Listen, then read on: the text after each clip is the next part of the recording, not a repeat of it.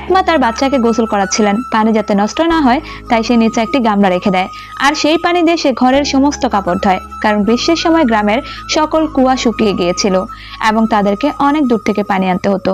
গোসল ধোয়া হলে মা খাবার তৈরি করে, তখন সে খাবারে পানি ব্যবহার করে না, কিন্তু স্বামীর এই খাবার ভালো লাগে না আর সে কাজের জন্য বেরিয়ে পড়ে। এরপর মা বিকালে আবার ক্ষেত থেকে পানি আনতে যায়, কিন্তু এবার কুয়ার মালিক তাদেরকে পানি নিতে দেখে পানি নিতে মানা করে। তখন মা তার কাছে পানি দেওয়ার জন্য অনুরোধ করে, কিন্তু কৃষক তাদের কলসি ফেলে দেয় এবং সেই সাথে সকল কলসি পা দিয়ে ধাক্কা মেরে দেয়। তখন মা ঘরে এসে কাঁদতে থাকে। সেটা দেখে তার স্বামীরও খুব খারাপ লাগে। পরের দিন লোকটি তার কাছে মঙ্গলসূত্র চায়, কারণ তার কাছে কোনো টাকা ছিল না। এরপর মঙ্গলসূত্র বিক্রি করে লোকটি কুয়া খনন করার উপকরণ কিনে নেয়। ঘরে এসে সে একাই কুয়া খনন করার কাজে লেগে পড়ে, কিন্তু লোকেরা তাকে দেখে হাসতে থাকে এবং অনেক তুচ্ছ করে কথা বলতে থাকে। এরপর 40 দিন কেটে যায় এবং তার স্ত্রীও কুয়া খনন করে তাকে কাজে সাহায্য করে। এরপর একদিন কুয়ায় পানি আসে এবং গ্রামের সকলে তাকে শুভেচ্ছা জানায়।